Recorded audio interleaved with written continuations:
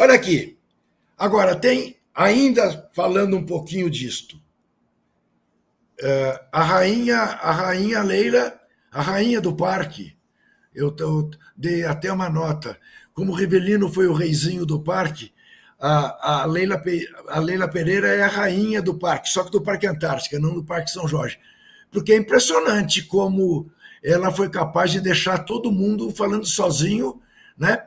Embora com o apoio do Grêmio, do Botafogo, do Textor, né? Ela andando de braço dado com o Textor é surpreendente, como ela rapidinho aderiu aí a esta nova situação na CBF. Realmente, mas ela, lembremos, ela é uma banqueira cujo negócio é consignado, juros extorsivos, muitas questões na justiça, precisa ter os seus respaldos. Não é? E lembremos... diga. Não, sobre a Leila e o Botafogo nesse caso, primeiro, no caso do Botafogo, o Tyron, né, CEO, deu uma explicação ali na reunião com os clubes que causou certa surpresa nos outros clubes, né? Para dizer o mínimo aqui, que é coisa. Mas assim, além disso, ele disse que não ia assinar outra chapa, né? E acabou assinando. E no caso da Leila, eu acho que assim, a primeira ela apoiar um candidato ou não, cada clube apoia quem quiser, né? Assim, no final das contas. Mas ela não apoiar esse manifesto dos clubes hoje que pedem mais prerrogativa para eles, eu acho que é muito mais problemático, porque aí ela não está nem se colocando do lado das pautas dos clubes, pautas que ela dizia defender, fair play, da liga, enfim, e mesmo de maior prerrogativa dentro das federações. Eu acho que aí ela está colocando, é bem problemática essa abstenção dela desse último manifesto, né?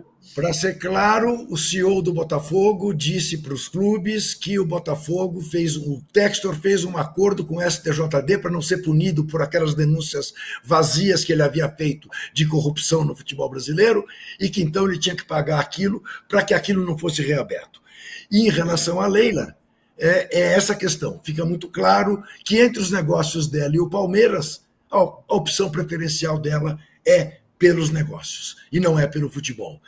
Fair play financeiro, das inúmeras entrevistas que o senhor Samir deu, ficou muito claro que ele não faz a menor ideia do que seja. Ele não sabia o que é fair play financeiro. É capaz de que agora saiba, depois de ter tido a atenção chamada. Zé Trajano, falando de bola, eu estou com uma curiosidade, queria saber a sua opinião e depois a do Marrinha. A consistência do Palmeiras, a cabeça fria e o coração quente do Palmeiras, são, nesta altura, armas mais poderosas do que a superioridade, evidentemente, técnica de talentos que o Flamengo tem? Não, é tudo muito cedo, Juca. Na nona rodada, vamos para a 10ª, vai ter aí o Mundial, para tudo. O que o Palmeiras tem a favor dele é a grana. Foi o time que mais gastou para colocar 2 jogadores em cada posição, bons jogadores, né? As peças de reposição no banco do Palmeiras, quando você vê, jogador podia ser titular em qualquer equipe por aí. E o Flamengo está envolto em muitas contusões, o Flamengo não se entendeu ainda. O Flamengo ainda não sabe conviver com essa quantidade de competições que está envolvido, muito pelas contusões. Você vê, agora o Dela Cruz está fora, já estava o Arrascaeta poupado, o Pedro voltando agora, o outro não sei o quê. Quer dizer, e o Palmeiras não tem enfrentado isso. O que o Palmeiras vai enfrentar, que é bom que a gente preste atenção, que logo depois do Mundial o Estevão vai embora. E o jogo do Palmeiras é muito em cima do Estevão. Na habilidade dele, no individualismo dele. Isso pode mudar muito o jeito de jogar do Palmeiras. Mas o Palmeiras tem a seu favor um trabalho de anos do mesmo treinador, né? Gastou muito dinheiro contratando reforços. Não tem, você não ouve falar que o fulano está machucado, pelo contrário, o que está machucado já voltou, que era o Paulinho, que foi contratado contundido. Então, o Palmeiras tem 2 jogos agora pela frente que pode se distanciar mais ainda antes do Mundial. É o jogo de domingo contra o Flamengo, que ele pode colocar 7 pontos na frente do Flamengo, e o jogo contra o Cruzeiro, porque o Cruzeiro está ali tentando se engraçar, chegando perto. Se ele ganha os 2 jogos e vai para o Mundial com essa diferença de 7, mais não sei quanto para o Cruzeiro, fica complicado. Por mais que pare o campeonato, muita coisa pode acontecer depois, mas é uma distância bem razoável.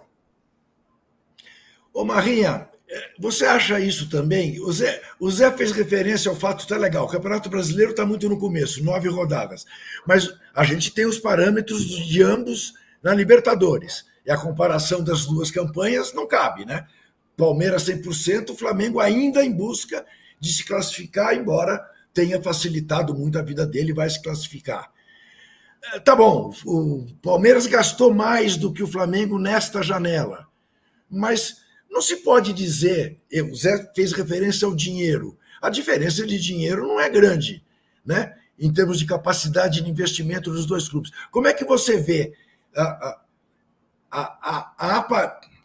mas eu posso estar redondamente enganado, mas a aparente superioridade que o Palmeiras demonstra nesse momento do ponto de vista dos resultados em campo? Eu acho que tem duas coisas, Juca. Em relação ao elenco, eu acho que o Palmeiras tem uma vantagem, sim. Ele investiu muito mais, 400 milhões de reais nesse início de ano. O Flamengo botou, eu acho que coisa como 100 milhões, mas mesmo assim foi tipo Danilo, incluiu Luvas, jogador que já tinha sido comprado, Plata. Só chegou o Danilo e o Juninho. O Palmeiras fez 2 elencos. O elenco do Flamengo hoje é fragilizado. Então, o Palmeiras tem essa vantagem competitiva. Mas eu faço 2 observações que por isso eu acho que está meio em aberto. Primeiro que vai ter uma janela agora, e o Palmeiras já está com o time pronto, e o Flamengo vai trocar alguns jogadores. A previsão é de 4 jogadores, né? Ali tentativa de um reserva para Arrascaeta, possivelmente vai trocar os pontas, vai tentar um volante. Hoje o time está sem volante. Tem o Everton. Chega o Jorginho, né? Vai chegar o Jorginho. É o Jorginho no caso, né? Mas os pontas e o atacante não estão definidos. E eu coloco um segundo ponto. O Palmeiras tem mais pontos do que desempenho. Os últimos 3 jogos, jogou mal contra o Vasco, jogou igual contra o São Paulo. Ninguém poderia dizer que foi uma vitória clara, foi uma vitória no acréscimo ali. Aí a gente fala de resiliência e tal, mas na verdade não foi um desempenho muito superior.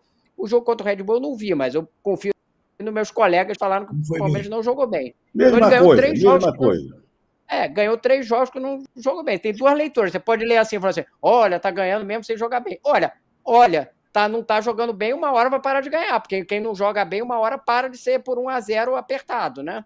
Então, eu acho que tem essas 2 coisas na balança mas se você olhar assim, a vantagem hoje, competitiva, é do Palmeiras. Tem um elenco mais completo, a gente não sabe o que vai ser o elenco do Flamengo. Isso conta muito para um brasileiro inteiro, né?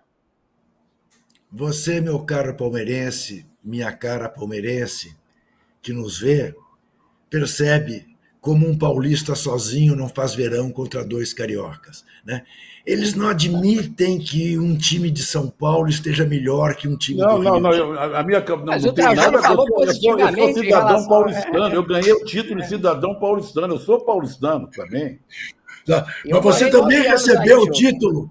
Você também recebeu um título na Câmara dos Vereadores do Rio, que eu fui lá, como é que chamava aquilo? Comenda não sei das quantas. Medalha Tiradentes. Que é a mais alta condecoração que um carioca pode receber. Olha, eu morei 9 anos em São Paulo, eu tenho um filho paulista, então não vem falar que eu não gosto de São Paulo. Não vem com coisa, não.